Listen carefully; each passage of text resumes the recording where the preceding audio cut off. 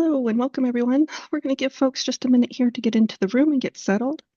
Thanks for being here, and we should start right about 1:01. We'll give folks just a minute here.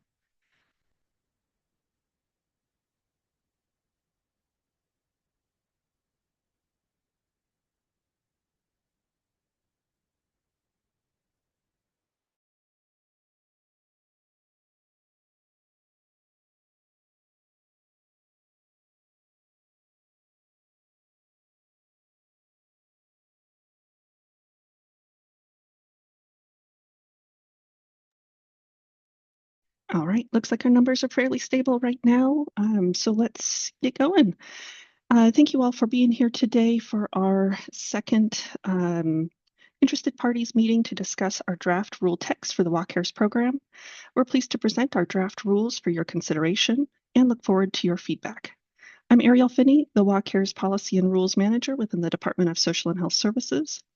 I'm joined today behind the scenes by several of my colleagues who have been part of the rulemaking process. This presentation today is being recorded and will be made available on the Walk Cares rulemaking website. Our purpose for today is to hear feedback from the interested parties on our rule text to inform our final rule text, cost-benefit analysis, and small business economic impact statement as we prepare to file our CR 102. We hope to hear feedback that identify questions from outside perspective, as well as call attention to any gaps in the rules.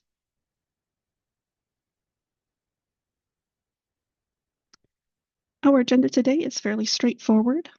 We will cover brief housekeeping items before providing a rulemaking update for the Walk Cares Fund program within DSHS, which is the Department of Social and Health Services.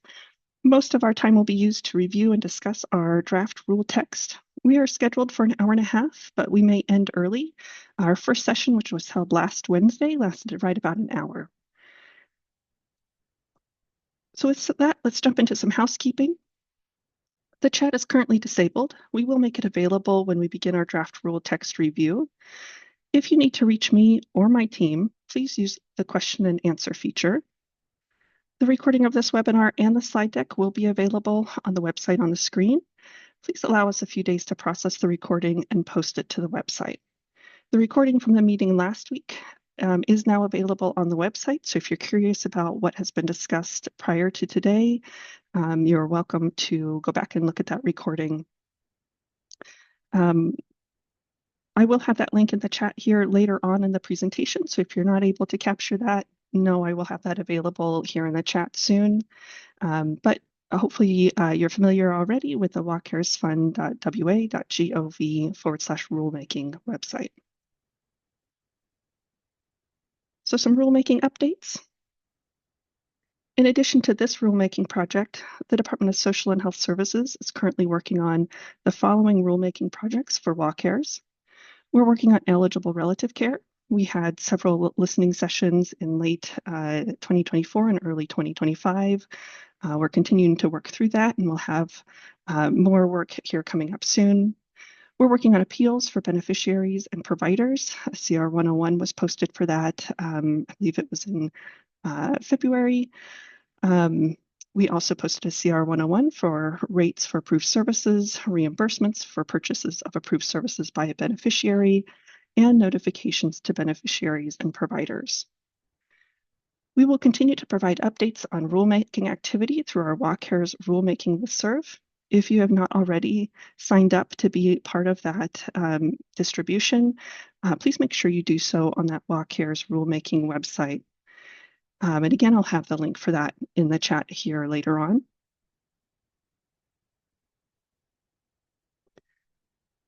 We are conducting 2 interested party meetings. This is the second of those 2. We ask for all comments to be submitted by 5 p.m. on April 23rd, which is today. So please know that today we are certainly hearing the verbal feedback. We're taking note of that. I have a team behind the scenes here helping me track all of those comments, as well as recording of this session. But if you'd like to submit any written feedback, please do so by 5 o'clock today. And you can submit that to me. I will also have my email address available here in the chat. We are reviewing feedback as we receive it. And we are using those comments and feedback to inform our draft rule text, our cost benefit analysis, and our small business economic impact statement. Our ask of you all today is to offer some fresh eyes on the rule text. Please let us know what you see and, if possible, what you think could improve the material. Please let us know if you see an impact from the rules for beneficiaries, providers, or others who will be participating or engaging with the program. I also ask that if something is unclear, please bring it to our attention. I have some questions to start us off, but this is not an exhaustive list, so please feel free to ask the questions or look at these rules, the rule text I will present today, whatever way you need to. But my hope is that this will get us kind of just some thoughts flowing here as we transition into our rule text. So some questions that may be a foundation to our discussion today is the rule text written in a way you can understand? Are the definitions and how they are used clear? Are you clear on the expectations for beneficiaries applying for services? And are you clear on the expectations for providers applying to provide services? All right. With that, we're going to transition over to our draft rule text. I'm going to take just a minute here to open up our chat, so everybody's going to be able to participate with that. I'm also going to drop a link here in the chat once it's open for the draft rule text. So give me just 1 minute here to make sure that that is all ready to go.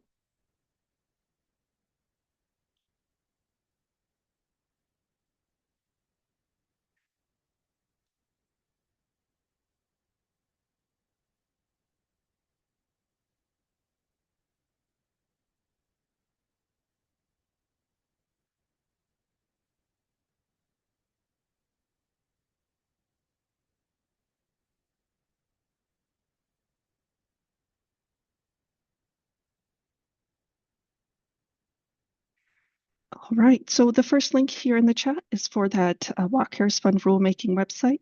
The second one should take you to our draft rule text. And if you're welcome to use that to follow along. You should also now see that on your screen that I'm presenting. And then I've also included my email address. So if you do wish to provide written comments today, you are welcome to do so. And again, we are looking for feedback up until 5 o'clock today. All right, the chat should be open now for everybody to participate. You are also welcome to raise your hand and I will allow you to come off of mute and you'll be able to participate that way as well.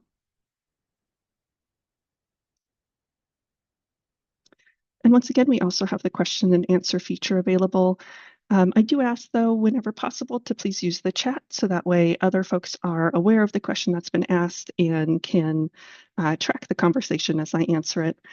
There may be times, though, that I'm not able to answer a question right now, either because we need to take it back and review it further, or because it's not relevant to the discussion we're having today. Please know that I'll do my best to follow up with you directly, and you're also welcome to send that question over to my email address that's been entered into the chat. All right, let's jump right into our rule text here. We have 3 sections of this rule text that we're going to be talking about today, one of which is general provisions. The second piece is going to be regarding beneficiary eligibility, and the third piece is regarding provider registration. Please note too, though, as we work through this, beneficiary eligibility requirements, approved services, and minimum qualifications for provision of approved services were created through the work of the Long-Term Services and Support Trust Commission, with further consideration by the Walk Harris team. Eligibility criteria mirror standards that were evaluated for the actuarial analysis that was done for the program and ensures only people who have a long-term care need are able to access the benefit. So starting off here with general provisions, we start with purpose and scope. In this WAC, we talk about, we cite back to our authority chapter, which is chapter 50B04 or CW. We clarify that this chapter applies to the program administered by the Department of Social and Health Services. And then we cite over to Employment Security Department and Healthcare Authority, who also have rules related to the WACARES Fund program. Next up, we talk about definitions. We start off with activities of daily living. We define this for two different reasons, one of which is going to be as it relates to approved services and how activities of daily living can be, how approved services that include care related to activities of daily living can be performed. We also define activities of daily living as it relates to eligibility, and I'll talk more about that later. Activities of daily living include bathing, bed mobility, continence, dressing, eating, medication management, mobility, personal hygiene, toileting, and transferring. Next, we go into approved services. This is where we define each of the approved services. We start off with adaptive equipment and technology,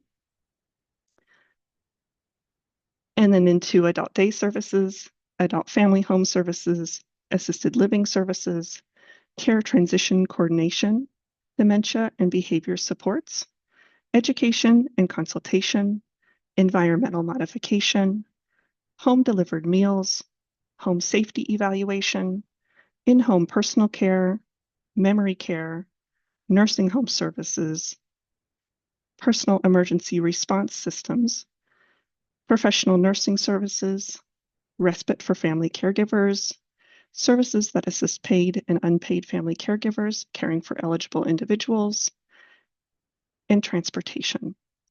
So within those definitions, we define what these services are, and in certain circumstances, we include what they do not include to provide clarity.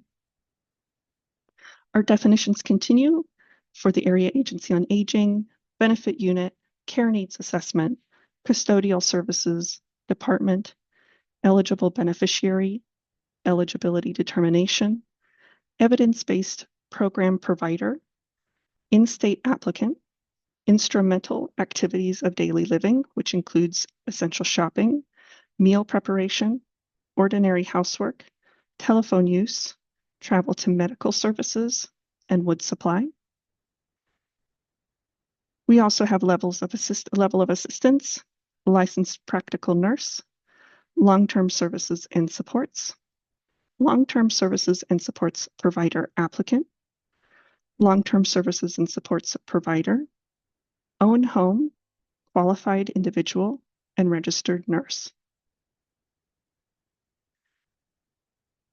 So that concludes our general provisions section and the definitions. Next up, we talk about beneficiary eligibility determinations.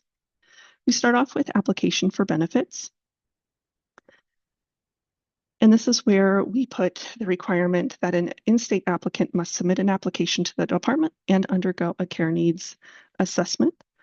We also include that the in-state applicant must provide information sufficient to the department to determine the identity of the in-state applicant and to schedule a care needs assessment. And that includes, but is not limited to, the legal name, date of birth, residential city and state, documentation of identity, and contact information. Next up, we talk about eligibility determination for in-state applicants. This is where you'll see activities of daily living mentioned once again. And for eligibility, activities of daily living include bathing, bed mobility, eating, medication management, mobility, toileting, and transferring. The levels of assistance that will be used for determining eligibility are supervision, limited assistance, extensive assistance, or total dependence, with supervision being the minimal qualifying score. Activities of daily living will be evaluated using a 7-day look-back period. And we continue to define what the levels of assistance will be, with no assistance, supervision, which again is the minimal qualifying score, limited assistance, extensive assistance, and total dependence. We also have did not occur or no provider, declined to answer, and unable to answer. We have similar scores for medication management, which is no assistance, assistance required, must be administered, decline to answer, or unable to answer. We specify in 3 here that in-state applicants are determined eligible when they are 18 years of age or older, have not exhausted lifetime limit of benefit units, have been determined to be a qualified individual by the Employment Security Department, and they complete a care needs assessment that indicate they need assistance with at least 3 activities of daily living, and their need for assistance is expected to last at least 90 days. We mentioned that the assessor will consider the following factors, and those factors are diagnosis of a chronic condition or prognosis of a condition impacting activities of daily living that is likely to last longer than 90 days, a terminal illness, hospice, or palliative care, home-based assistance received from family, friends, or paid providers within the last month, or care in a residential setting. We specify that the in-state applicant or their legal representative is responsible for providing information for the eligibility determination. However, with their permission and at their request, the department may obtain medical records to help support gathering information. We say that a beneficiary must receive a new eligibility determination if there's been no claims paid in the last 12 consecutive months, and that's in order to keep the account active. And then the department will provide in-state applicants with a notice of benefit determination in writing within 45 days from the date the department received the contribution determination from the Employment Security Department. All right. I'm going to stop here before we transition into requirements to provide approved services. We did have a question come up. The question is, am I understanding correctly that the items under 2, I think 2.6 cannot be paid for with WellCare's funds? And Andrea got to that question saying correct. These are either covered by medical plans or not in long-term services and supports related, or not in long-term services and supports related service. And Caitlin, this document is available on our website, and we do have a link available here. I will put that back in the chat for those who may have joined us here since that's been sent out. So you're welcome to follow along, and we are accepting written feedback until 5 o'clock today. Also happy to hear feedback during our session. All right, I'm going to continue on here with reviewing the material, but I will circle back to any questions that are coming up in the chat. So give me just a few minutes here to finish presenting on the material, and I'll open this up for questions. All right, so let's jump into requirements to provide approved services. We start off by talking about registration and operational standards. In this case, we require the provider to be registered by the department. They must be contracted for WellCare's payment by the department or through an area agency on aging. And before they provide services, they must receive a beneficiary-approved pre-authorization for services from a department-authorized payment system. We talk about minimum qualifications next. And this is where we specify what the minimum qualifications for each approved service will be.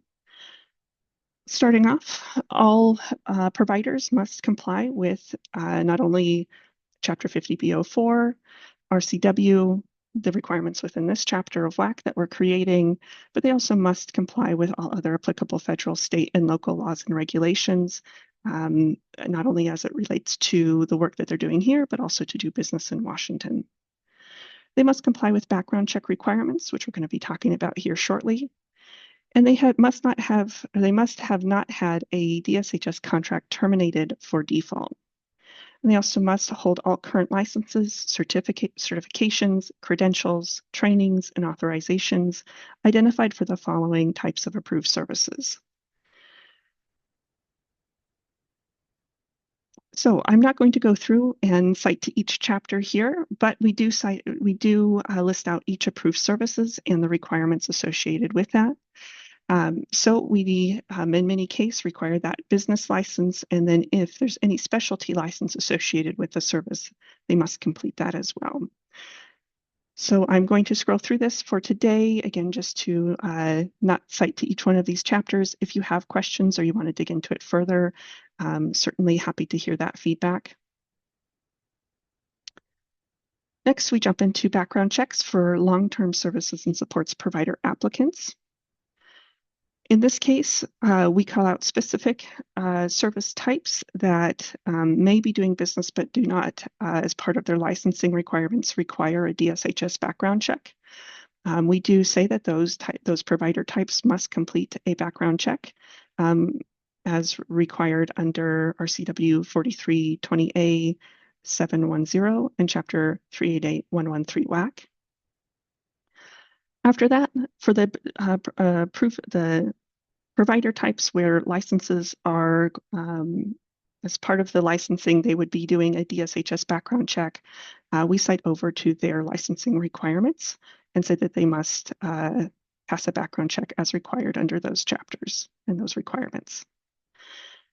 But we do say that if an individual required to complete a background check provides verification that an equivalent background check was completed within 90 days before the date of application, and it is non-disqualifying, that individual is not required to complete another background check under this section. And our hope there is to reduce the background check burden that may come up for folks who are registering and contracting and doing a lot of work where they may have already run a background check recently before applying to become a registered provider.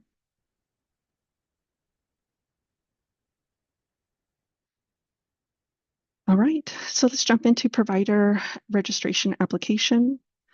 We say that a long-term services and supports provider applicant must complete and submit a registration application as directed and required by the department.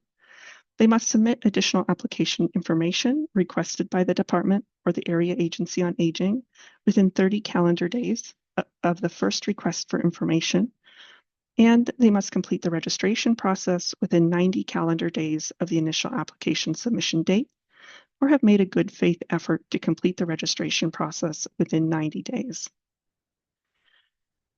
The provider applicant must be responsive to the department in order to process the application, and a provider applicant may withdraw their application at any time and for any reason prior to the department issuing a registration.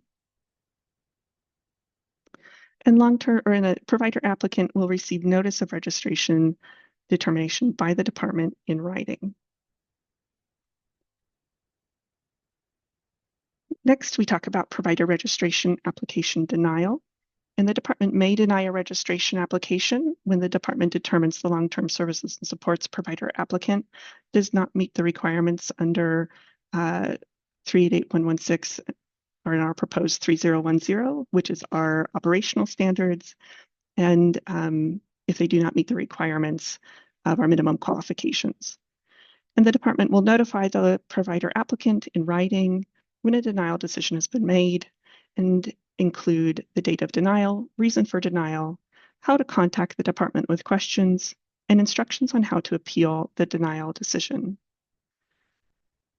And last, we talk about discontinuing provider registration. The department may discontinue a provider's registration when the provider submits a written request to discontinue the registration, when the provider no longer meets operational standards, or when the department determines the provider no longer meets minimum qualifications required under our minimum qualification rules. All right, so with that, we have reviewed all of our proposed rules here. I'm going to start from the beginning and go through and open things up for questions. With that, though, you're welcome to raise your hand. You're welcome to use the chat. We also have that question and answer feature available to you, but I would ask that folks use the chat whenever possible. So to start off with, I'm going to answer the question that we have in the chat already, just to make sure we're caught up. We have a question that says, what does minimum qualifying score mean? And I believe that question was in relation to eligibility standards. And that is, what is the minimum requirement for somebody to be determined eligible for assistance with activities of daily living? And so here you're going to see supervision, limited assistance, extensive assistance, and total dependence. And we specify that up here, that these would be the levels of assistance for the purposes of eligibility. All right. And I see Seth has a question for that will affect family caregivers, if at all. I'm not sure if I fully understand the question there, Seth, but I do have a team here behind me that probably knows a lot more about this. So if anybody here on the WACARE side has an answer here for Seth, that would be helpful.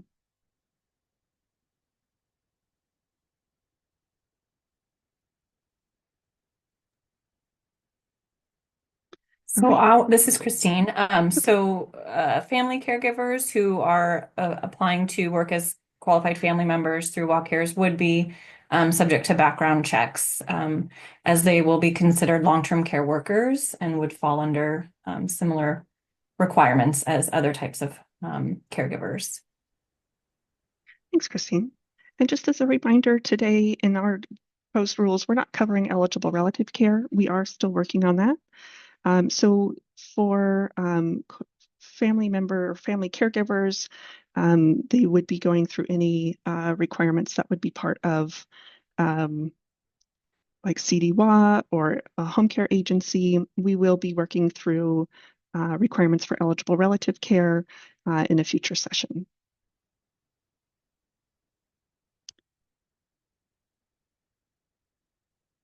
All right. So let's see here. I'm going to keep working through the chat here. It sounds like we already have quite a few questions, but I will work my way through these as much as I can, as well as we catch up on questions. So the next question is, can you provide an example of how eligible beneficiary could use a taxi service paid for by WA Cares?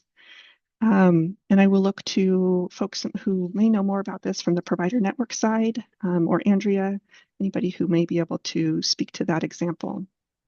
I can speak to that example. This is Mark Towers. One of the ways that to pay a taxi service, what we're looking at is a reimbursement. So if a beneficiary was able to utilize a taxi service or any type of transportation, or Uber or Lyft, and it's to a medical appointment or a covered service, then they would have the ability to turn in a reimbursement form to the financial management services vendor to be reimbursed for that taxi service. Or a taxi service could also become a registered provider as well. So that's just a couple ways that a beneficiary can. Wonderful. Thanks so much, Mark. I appreciate you jumping in there. All right. And so next up, Whitney has a comment here. We're going to take note of that, Whitney, and I'm going to take that back and make sure that this is worded in the way we intended.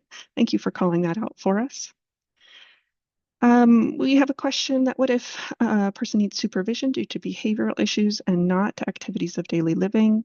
Supervision for activities of daily living, such as monitoring or cueing or reminders, would still qualify a person. We wanted to make sure to capture folks who may have cognitive impairment or other, diagnoses or conditions that may be impacting their safety or may need that extra assistance of supervision.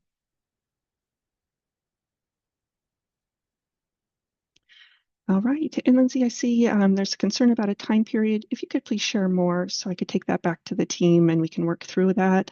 I am curious to hear more about what the concern is, and also if there's any recommendations on how to resolve that. But more information would be great. Caitlin mentioned I have concerns regarding home safety evaluations, as in rural areas, there may be a lack of professionals with those licenses. I know in many rural areas, fire departments provide home safety evaluations.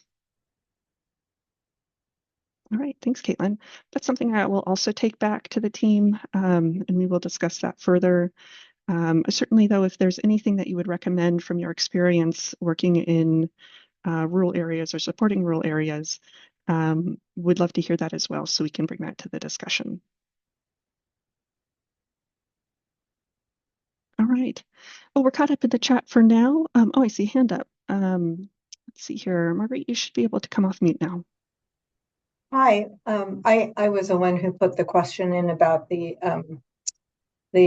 exclusions from adaptive equipment and technology. Okay. And am I understanding correctly that the reason for that is because the assumption is that there's other insurance coverage that would cover things like hospital beds or mobility aids or wheelchairs? Or is there a reason why those are not covered? I guess what I'm thinking about is if the assumption is that there's other coverage, then my concern is for individuals who are uninsured but have WellCares, but are still eligible for the WellCares benefit. Wonderful, thank you. I see Andrea came off mute, so I'm going to pause here. Sure, yeah, I can address that. The assumption is that medical insurance plans do cover these items. And we also want to make sure that we are only covering non-medical services so that we don't get into territory of being an obligated payer for some other funding sources like Medicare and insurance, Medicaid. So there's it looks like about 5% of people who are uninsured in Washington where this could be an issue that they may not receive coverage for these items and that WellCares wouldn't pay. At least that's the way we're thinking about it now. So can I encourage that the department go back then and really consider, because while that may be true that our current rate of uninsurance is at 5%, that may not remain true in the future. And that WellCares is actually one of the few sources that are sort of more broad reaching, and particularly for folks who find themselves uninsured but needing those aids, that there is some workaround or way for them to get those services as needed, because I think that really was the intent of this program. Thank you for that feedback. That's wonderful. Thanks for bringing that forward for us. All right, we're going to continue on. And again, remember to, we have a whole team here taking notes as well as the recording. So please know that we won't necessarily have conclusion today, but we are going to be using the feedback we hear as well as any written comments to fine tune this. All right, next up, I see a hand up. Caitlin, you should be able to come off mute now.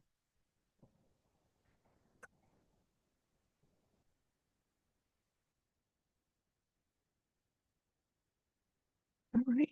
I cannot hear you, Caitlin. Looks like you're unmuted, but I'm not hearing any sound.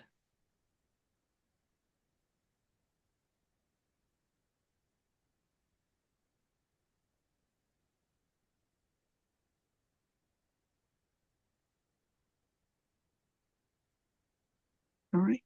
I'm going to put you back on mute for now, but let's keep working on that. Muriel, you should be able to come off of mute now. Okay, so my question is going back to one that was already basically asked, but for the supervision portion, if somebody really is not needing supervision with like their bathing, bed mobility, eating, mobility, toileting, transferring, or medication management, which are specifically listed, would there be a way to add language if they're needing specifically supervision for like safety issues or other concerns such as with dementia and memory care patients where they maybe don't need supervision with any of the ADLs that are currently going to be listed in the rule, but they're needing other supervision, such as for wandering or supervision to make sure they don't drive if maybe their, license has been revoked by a medical provider, but, that doesn't stop people with memory issues necessarily from still attempting to drive. And just some of those other issues that really don't seem to be captured in what's listed in the rulemaking, just because it seems like there could be a gap there for those, especially dealing with memory or other cognitive impairments, like maybe a traumatic brain injury. So. Wonderful. Thank you so much for bringing that up. And also, if you have any other examples, and certainly the ones you shared are wonderful, but anything else that you could bring forward, that would be really helpful, just for us to kind of troubleshoot different scenarios here and how, or I guess whether this will cover the pieces that you're sharing here. So we'll take the examples back that you've shared, but any others would also be really appreciated. So thank you so much. Yeah, a couple more just I used to do some of the presumptive eligibility screenings for the TSOA program, and they have listed along with those like impaired decision making or for financial decisions, some of those other things. But if you'd like, I can get you a written list. Wonderful. Thank you. Certainly, again, we'll take note of anything you've said here, so please don't feel like you need to resubmit that, but happy to hear any more, again, just so we can kind of test our assumptions against some real examples that you've experienced. All right. Wonderful. Caitlin, let's try again. You should be able to unmute now. I think I got it working this time. Yes, I can hear you.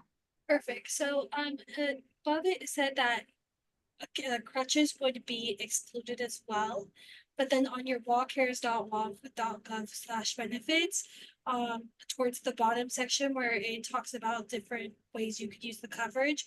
One of the examples is a part-time caregiver for 20 hours a week for 1 year, transportation and appointments, and it lists crutches, and then you're listing that as an exclusion. So, that doesn't, but totally makes sense. Mm. And then my other thing, which I talked about a little bit in chat, is I do have concerns regarding home safety evaluations, especially in our rural areas. We don't always have a physical therapist. We don't always have those entities, or they're unwilling to contract because there's about maybe 1 or 2 of them. And I know especially in rural counties, especially where I live, we rely on the fire department, not ALTC, but as a community, we rely on them, and they offer that to the community, and they offer those home safety evaluations. They're professionals in this space. They're working in homes all the time. They use things, so it would be very nice to see in the contract to not just include I lost what it was saying, but it's like occupational therapists. They are professionals in that space. I think they should be included as well to be able to contract it. Wonderful. Thanks so much, Caitlin. Great comments, great feedback, and certainly we'll work to review all of the compartments there with the crutches as well as that safety evaluation. So thanks for bringing that forward. Great feedback.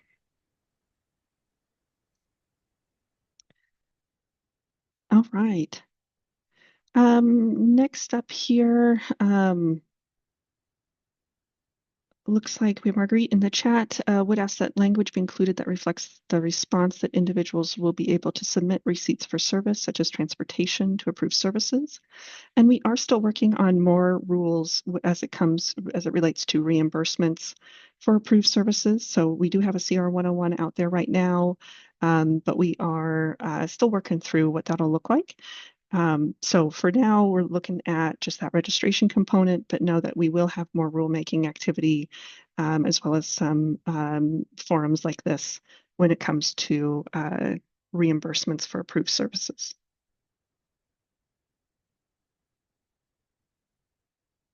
All right. Well, I'm not hearing any comments around purpose and scope. We've talked a little bit about some definitions and how we can improve those. I do want to open it up specifically, though, around any comments, feedback regarding definitions. So if you haven't had a chance to comment on this, certainly this isn't your last opportunity, but I'm going to open it up more directly. Any comments about our definitions so far?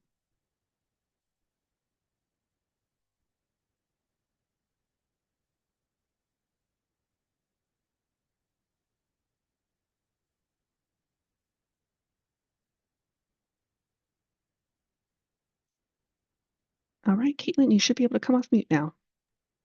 Thank you so much. So another thing that I saw was that the adaptive technology is supposed to increase activities of daily living, including independence.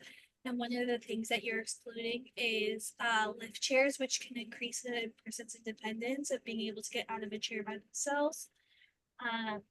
And I've worked in this new space for a long time, and those things are very valuable to a lot of people. It really helps them get out of their chair, be able to move around, and not have to rely on somebody, because not everybody has a caregiver at all times. So, yeah, that was one thing I saw that I think that should be included.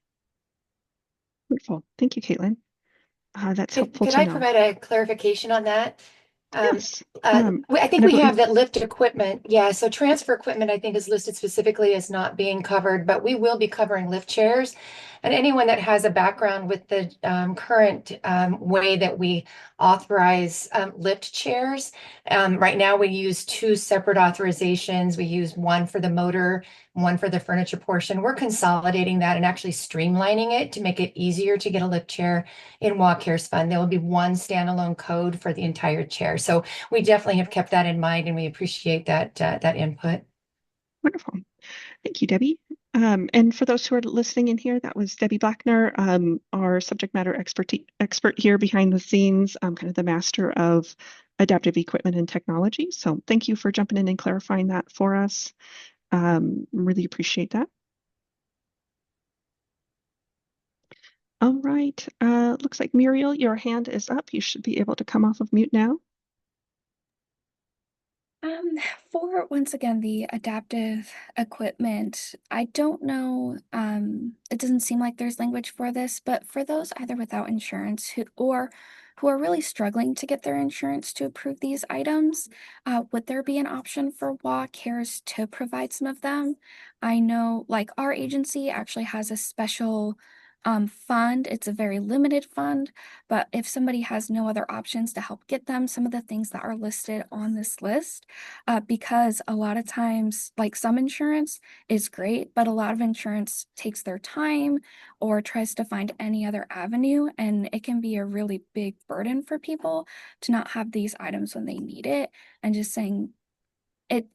just relying on like people's health insurance to pay for it isn't always a good avenue, because some insurances will find any reason to disqualify these things, even if they're being like even if they've got the proper doctor notes and all of that. So it seems like there could be where these could really help people without having to go through those really long insurance processes, that may get them like less quality of supplies.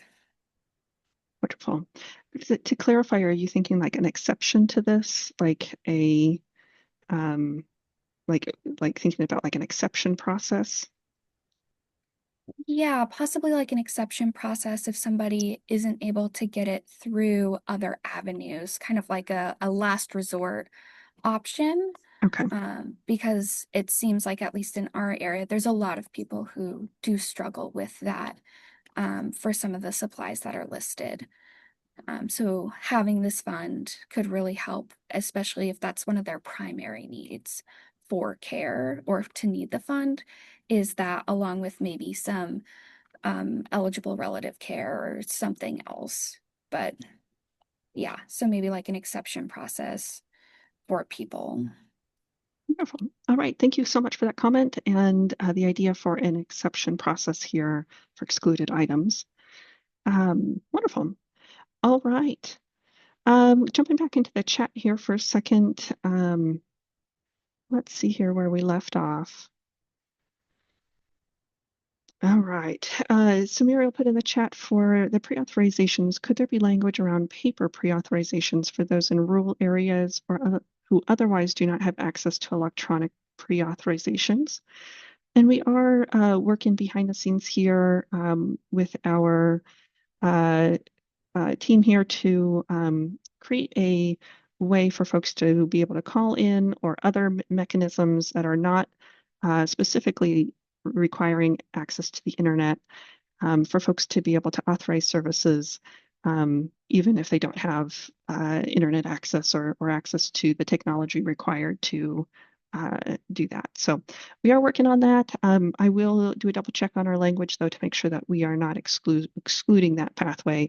Certainly our intent is to make sure folks have different avenues to prove their services and have access with or without technology. All right. Kathy put in the chat here, what about repairs to equipment or devices? I'm going to look to my team maybe to help in the chat if you can about repairs to equipment or devices. Otherwise, we'll take that back. I'm not too sure off the top of my head, but again, have a team that knows a lot more about this than I do. Next up, Caitlin said hearing aids increase safety as it can help someone hear a smoke alarm warning and also increases independence in the community. Katie's supporting what Muriel said about insurance as a barrier to the equipment they need when they need it. If they have funds through Walk Cares, this would be a direct impact to safety and independence. And then Debbie put in the chat, repairs from medical equipment will be covered. Thank you, Debbie. I really appreciate you jumping in there, helping with all of these detailed questions. Caitlin, let's go back to you here. It looks like you should be able to come off mute now. Thank you. Sorry, I'm reading everything. I have some concerns when I'm reading approved services for adaptive devices and mobility devices because reading the website, it really sounds like you can use the equipment and assistive devices for things like a walker, things like a wheelchair, especially on your website, again, on the benefits page. For equipment and assistive devices, there's a round circle with a walker in it. So that would lead me to believe that I'd be able to use it for a walker. And those are really good things for long-term care support. Like they increase independence in the community, and not everybody has insurance or coverage for those devices, and they can get really expensive. And just from my understanding of reading the program for almost a year now, those were things that I thought would be covered. And it's kind of confusing that they are not covered.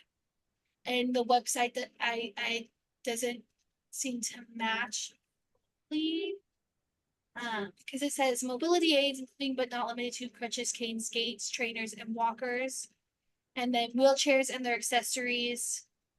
All of those, I'm just a little bit confused why they're not covered. I can address that too, Ariel, if you want. Yeah, go for it, Andrea. This is Andrea. We do need to make updates to the website. You know, when we originally did the website, it was when the program was just starting to launch and we had not dove into a lot of the policy questions that we had around what we would cover and not cover. Since then, you know, we've had the commission recommendations to clarify, and we've done some research around coordination of benefits requirements related to Medicaid and potentially Medicare. So I think for us, what we're trying to balance is any risk of being obligated to pay for these. So say somebody is on Walk Cares and on Medicaid, and they purchase a hospital bed through their Medicaid benefit, there could be an argument if we cover that Walk Cares should have paid for that hospital bed. So we're trying to balance that, someone's benefit from being depleted by what medical insurance should be covering with access. But I appreciate the comments, and I do think we should be considering what kind of exceptions to rule could we do around people that don't have insurance and just don't have this kind of a coverage.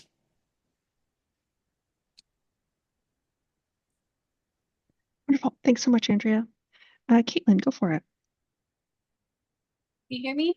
Yes, I can hear you. Okay, my counter argument to your argument about the Medicare and Medicaid is that Walker's was designed for people. I mean, it's designed for all Washingtonians, but from my understanding, it is designed because not everybody qualifies for Medicare/Medicaid, and so a lot of us do have private insurance, and that might not be covered by a lot of our private insurances, and so, from my understanding, Walker's was designed for those who for the majority of the time will not receive services through Medicare or Medicaid or don't want to do a spend down.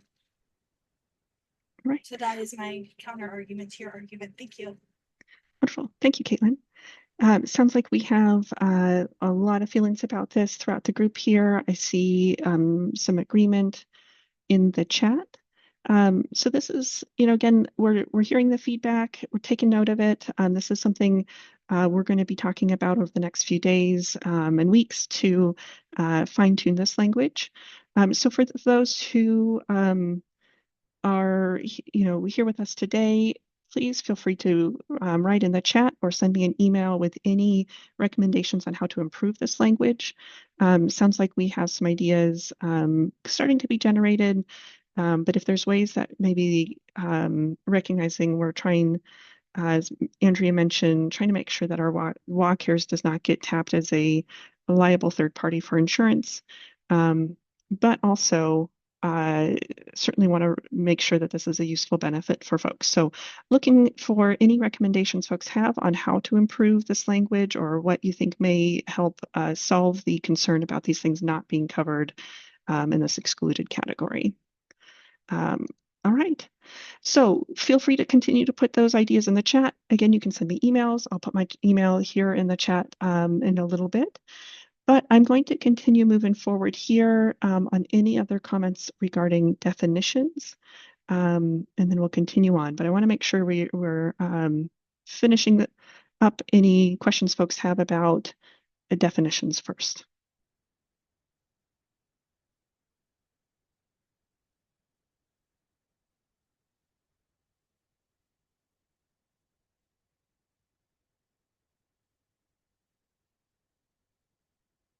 All right.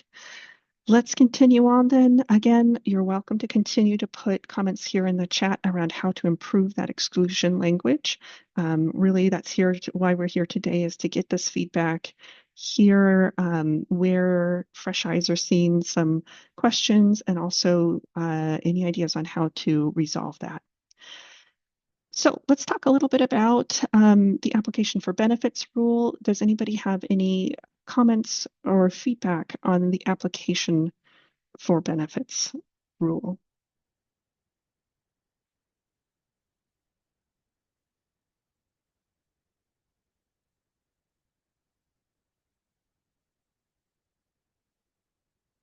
All right.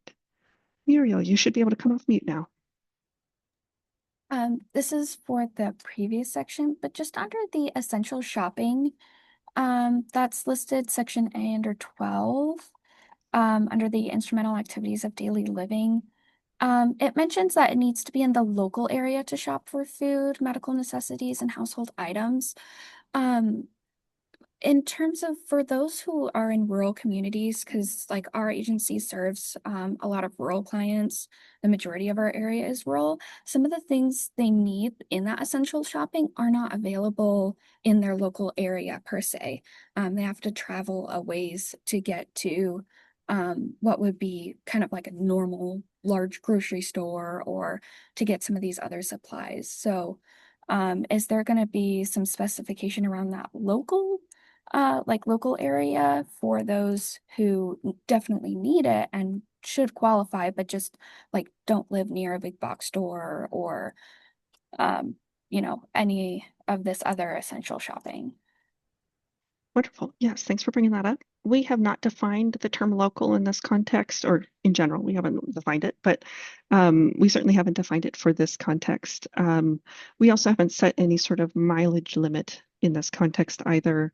So I think for folks who are in rural settings, especially when the essential shopping that they need to do is not available directly in their own community, that the intention here is that they would be able to travel to that.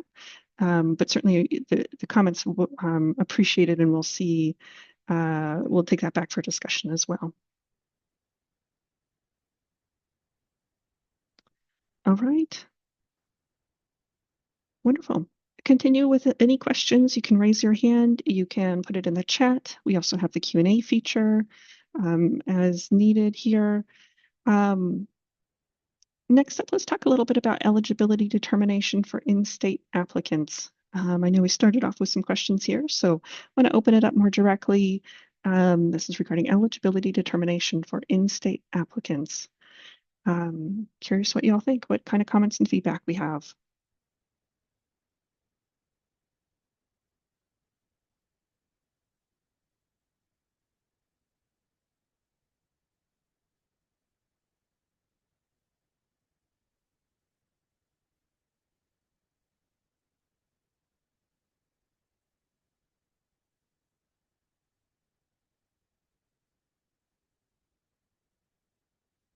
Right, Muriel, go for it.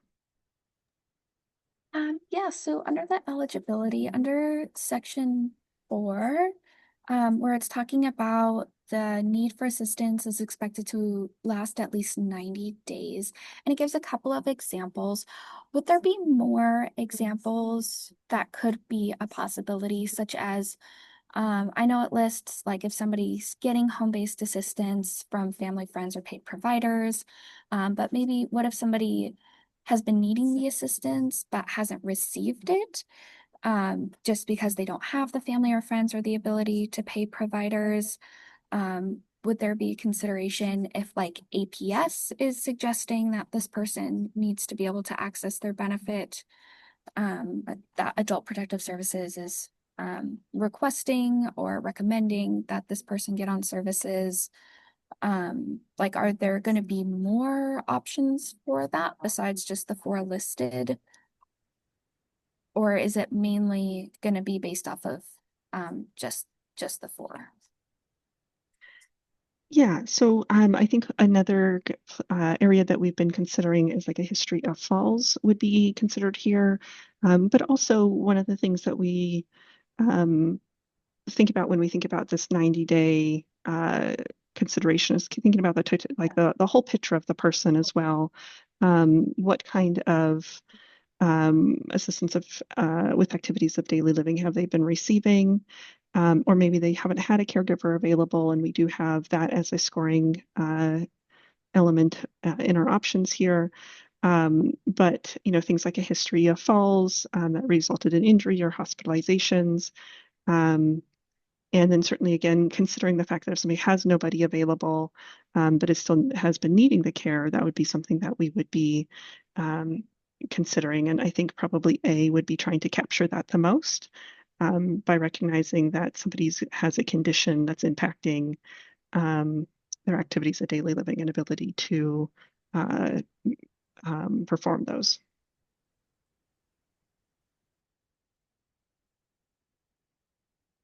All right.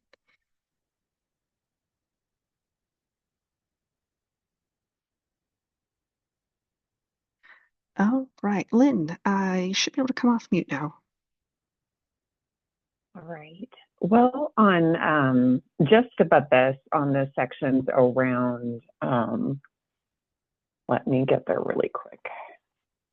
One of the things we often hear in the case management world is one of the issues that we see is that individuals don't necessarily have a family or friend or someone else to provide care. So sometimes they can't even meet the definition of supervision because nobody is around to assist. And I think as we see the caregiver shortage worsen, I am wondering about some of the ADL scoring and just not allowing it to be scored or having it count if somebody isn't able to have that assistance provided in the 7-day look back. Because I do think when people, they manage to get it done, but with great difficulty, and many people, you know, that's just the fact of life, is you just manage to do it with great difficulty. But does that necessarily mean you're really maintaining, you know, your health, your welfare, your safety? Other things deteriorate when you're not really adequately able to take care of yourself and you don't have other assistance available. So I think just consideration around that as well would be appreciated. Wonderful. Thanks so much, Lynn. I appreciate that. All right. Jumping back into the chat, Marguerite asked, what is the time frame in which an assessor is able to consider or approve a need for assistance? We will have a 7-day look back period. So that will be kind of that time frame. And then I see, will phone service be available for submission of an application? We will have our benefits and customer care team available to assist with submitting applications. If folks have any challenges accessing things online, certainly we'll have a team there ready to help them apply and set up their account and do the things they need to do to access their benefits.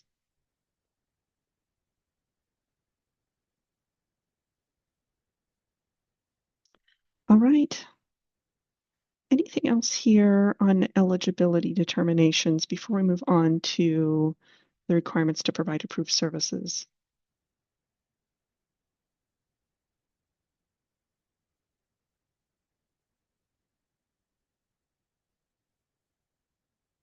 All right.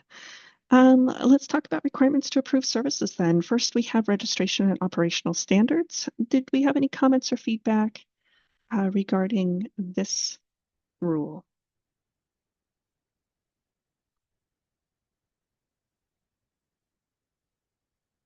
Right, Muriel, go for it. For the number 2 on there, be contracted for WellCare's payment by the department or area agency on aging. So I work for an area agency on aging, and what we've been hearing is that no one can be registered by the department to provide WellCares if they don't have an active contract.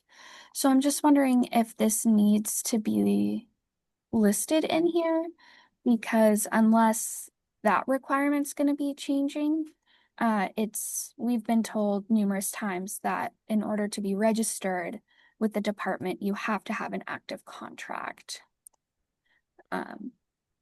Yep, and that's correct. Both of these requirements are required here. So when we think about delivering approved services, they must have a registration and they must be contracted. And you're right, the contract is a component of the registration, but they must have both in good standing.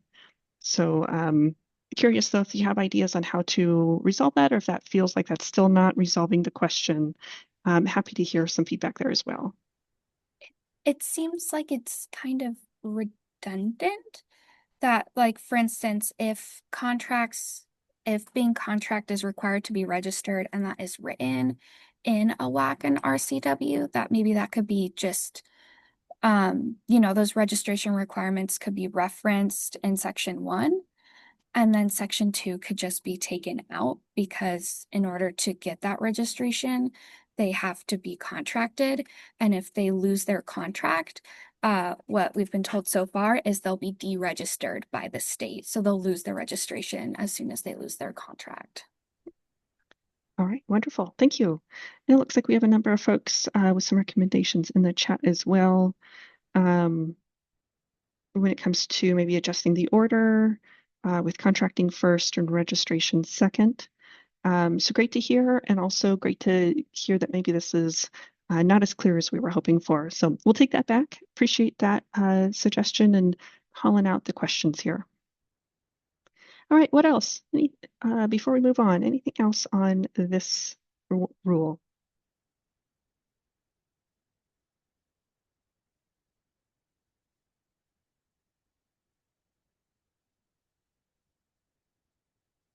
All right.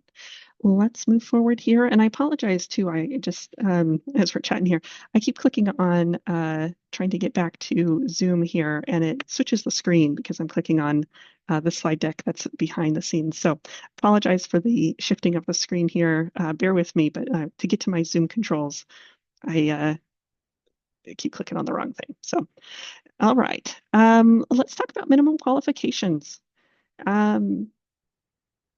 What comes to mind here? What comments, feedback on minimum qualifications?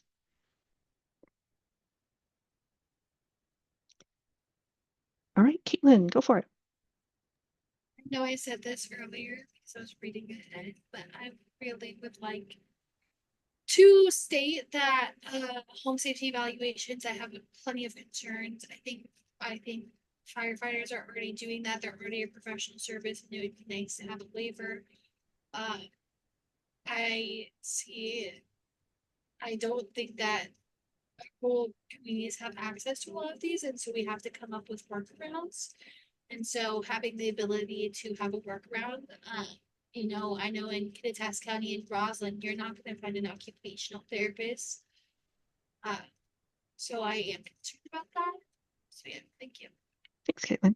I have a quick question. Just, do you know, do the fire departments charge for their service for that home safety evaluation? They don't, to my understanding, but I have been courting some of them and they are interested in it. Not not even just for money purposes, but they are already in the homes providing these services. I mean, they are the ones going out to the fall risks, the person who's falling every time. And so contracting with them is also especially beneficial for AAAs because they can refer them to us for services, especially in rural counties or communities where they might not know the services, the community members might not know the services. The firefighters are the ones in there doing it every day, and I know that they are using home safety evaluation forms that are provided by the state, provided by the AAA. Uh, I I really want to underscore that I think it would be a really important relationship to have. All right. Wonderful. Thank you so much for that. And thanks for answering my question. This is a new topic for me, so I appreciate you entertaining me there. Kathy also put in that chat, some fire departments do charge. So thanks for sharing that. Muriel, you should be able to come off mute now. Yeah, for the requirement of having not had a DSHS contract terminated for default, does that mean that if a provider for any DSHS program has ever had a contract terminated for default, they will not be able to provide for What Cares? Is that correct? Yes, if it's been terminated for default, they would not be able to have a new contract with Walkers. Okay. All right, and Caitlin, go for it. Yeah. So I forgot, but the fire departments that I work with, especially in Kittitas County, I don't think they charge, but they have a federal grant that covers the service. So Okay. they get paid by the government to go out and do that, or whatever the grant is, to provide those services to people. Okay. And I know a bunch of fire departments who are interested in contracting into What Cares. Oh, Just interesting. putting it out there. I All have right. about 4 who are interested. Perfect. All right. Thanks for sharing that. And that's good to know that we have some interest brewing out there with the fire department. That's wonderful. All right. So, and then added in the chat, grants are usually limited, so having a way to sustain would be wonderful. All right. Thank you all. What else about minimum qualifications? Anything else here that folks have comments, feedback on?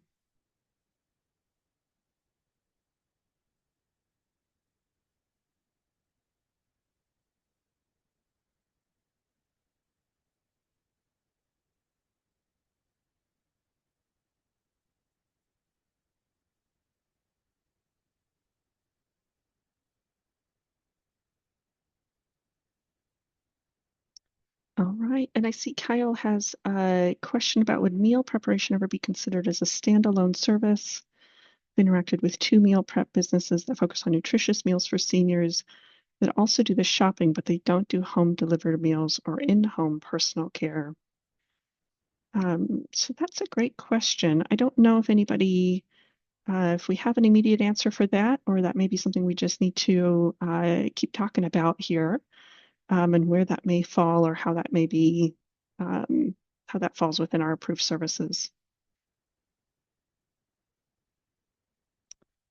So I'll take that back to the team here and we'll chat through that around meal preparations that are standalone that don't do home delivered meals or in-home personal care. Muriel shares, could congregate meals be an approved service? And I'm not super familiar with congregate meals. Muriel, could you mind sharing just a little bit more about what that looks like or where that's provided? Or again, I don't even know if I know what questions to ask, but if you could share just a little bit more, that would be really helpful. And then Seth said useful to add to minimum qualification that the entity be in good standing with, and I think that's Better Business Bureau or similar organization. Okay, wonderful. Thank you for the comments and feedback here. Certainly open to more. I'm just keeping an eye on time a little bit. So I'm going to move us along to background checks for long-term services and supports provider applicants, but continue to use the chat feature to log away any questions. We will be considering all of the feedback here.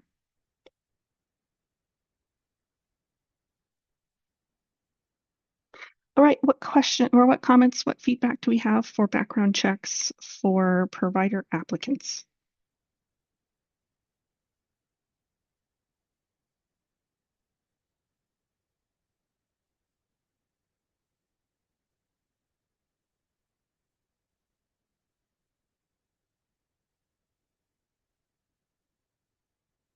All right, and Muriel's helping me out here with some explanation for congregate meals. Congregate meals are often served by senior centers. We also have a rural hospital that serves them. Some are paid through the Older American Act, but some are not. They help with providing nutritious meals as well as socialization. All right, wonderful. Thanks, Muriel. Marguerite, you can come off mute now. So I want to go to it's 1L, the services that assist paid and unpaid family members caring for individuals. And I think when in the development of this program, there was the example of you're in a rural community, there's a snowstorm, and your neighbor clears your sidewalk and you would like to reimburse your neighbor for clearing your walk or your walkway. So in that example, would the neighbor have to go through a background check in order to be reimbursed for clearing the walkway? I think that's a great question. And I know we're still working through reimbursements and how that's going to look and work here. So I think that may be a question we're going to hold on to as we work through that rulemaking project. So I bring that example up because I think what you don't want to do is create a double standard. Okay. And so that's why that kind of question becomes really important, is a double standard and asking some entities to jump through a much higher bar than other folks. Great call out. Thank you for that. And really helpful perspective. We'll bring that back and balance that with these rules as well as the reimbursement rules we're working on, but really helpful to keep that in mind. So thank you so much for bringing that forward. All right, so let's see here.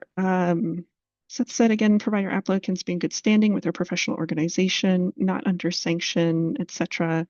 Amy said under minimum qualifications for transportation services, are companies like Uber or Lyft considered an auto transportation company? And I believe I know that we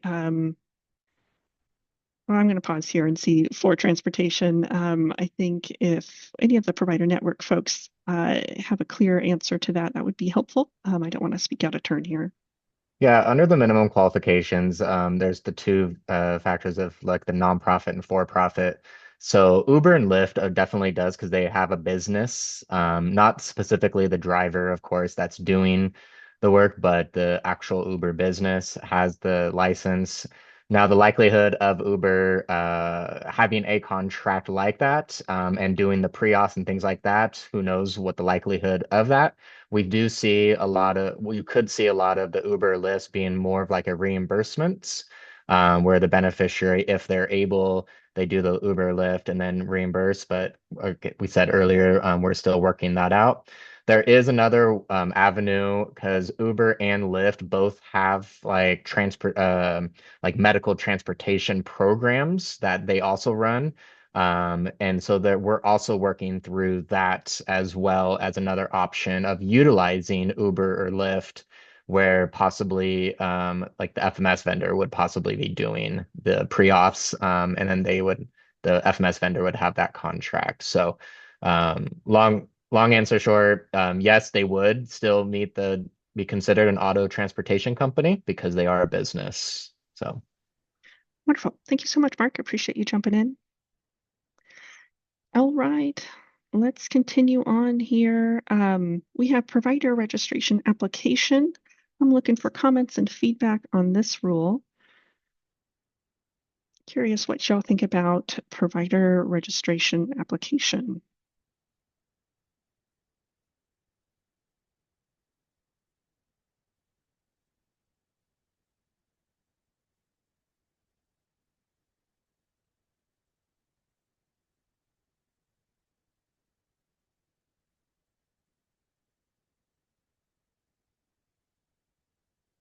All right, we're quiet.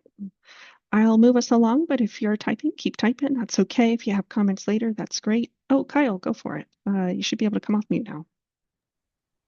Yes, my question is just clarifying that the submitted additional application information, would that be the contract process? Or is that separate? When it comes to submitting additional, like 1B here, submitting additional application information. Yes. Yeah, it could be a variety of factors. It could be, proof of their license. It could be making sure that they have clear contact information. Could be kind of any of the above when it comes to making sure we have the information needed to process the application fully. I guess I'm curious because it's under the registration language, but then earlier it says registration is only through the department. The inclusion of area agencies on aging in 1B. Okay. The earlier section just says registration is through the department, if I'm remembering that correctly. Okay. That's helpful. Thank you. Thank you, Kyle. I'll work on crosswalking that and make sure it's representing what we're wanting it to represent. Oh, sorry, I muted you too quick there. Feel free to raise your hand and I will bring back the permissions. Sorry about that. Okay, thanks, Kyle. All right, Muriel, you should be able to come off mute now. Yeah, just along with what Kyle was saying, it seems like maybe for A and B, because it's a submit a registration application, B really seems to be dealing with more of a contract application.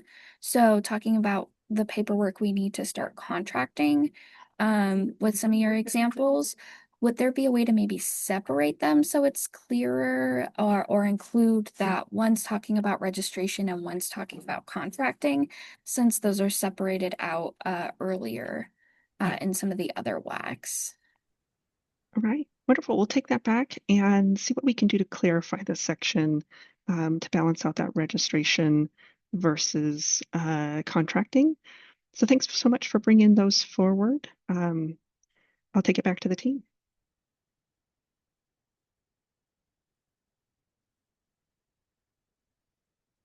Okay, let's talk about registration, provider registration application denial. Curious what folks have to say about that. I'm looking for feedback, comments.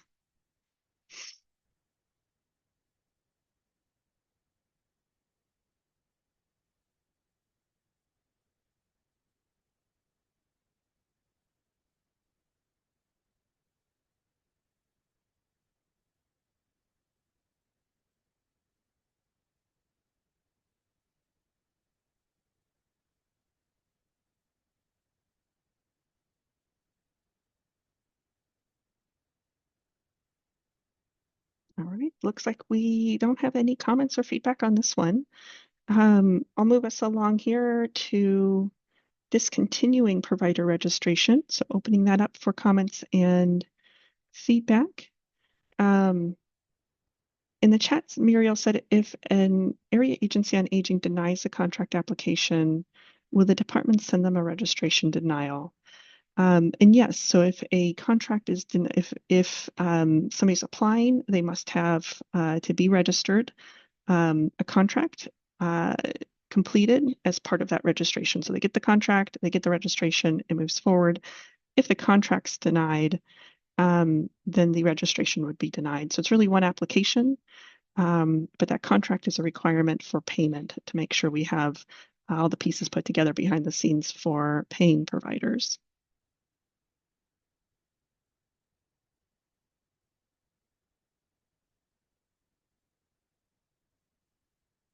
All right, Muriel, go for it.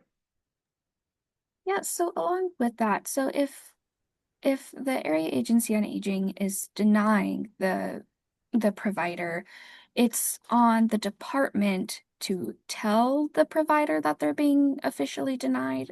That's kind of what I'm understanding from Yeah, the because web. So we they're don't have applying for registration.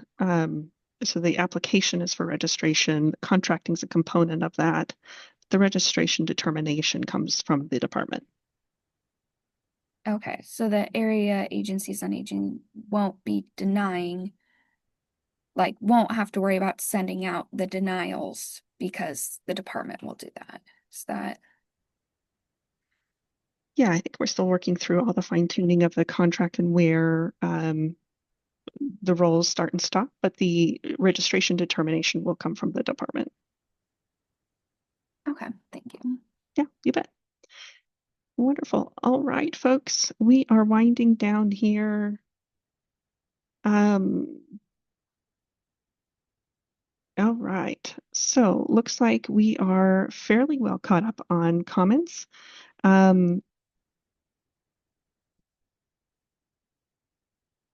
Wonderful. All right, so let us transition here just to wrapping this up. Once again, I want to remind folks that we are accepting feedback on this material through 5 o'clock today.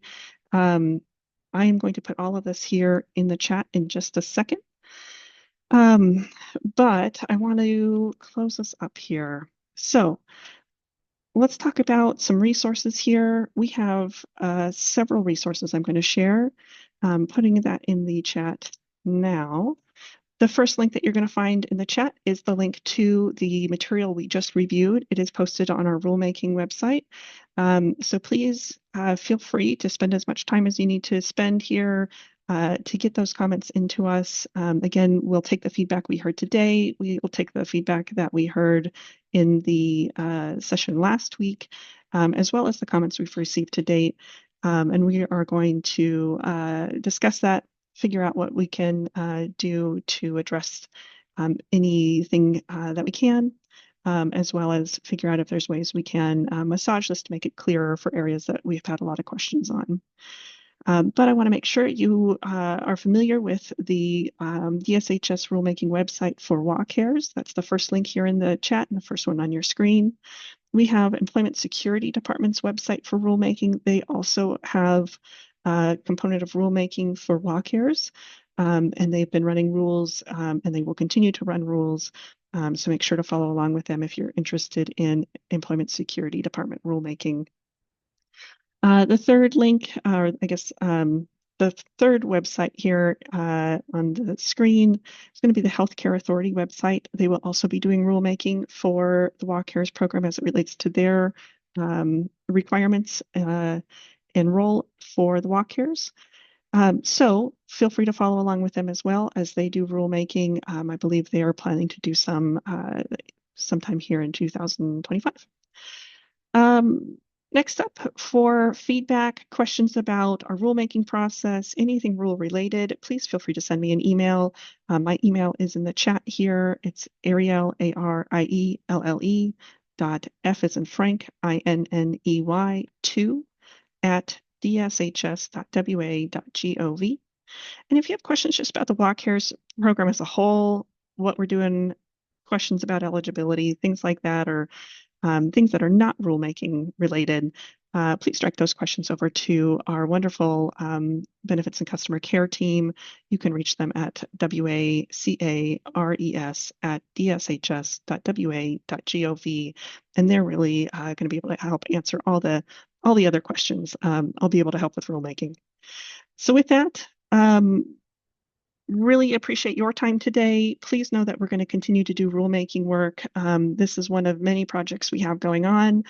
We have a number of CR 101s out there right now that we are working on drafting language for. Please make sure you're signed up for rulemaking notifications, as that's how we will be continuing to communicate about upcoming listening sessions, interested party sessions.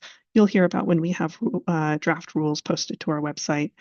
Otherwise, please make sure that you submit any comments to us. We're looking for them. We're really eager to make this a good product that's clear and helpful for folks.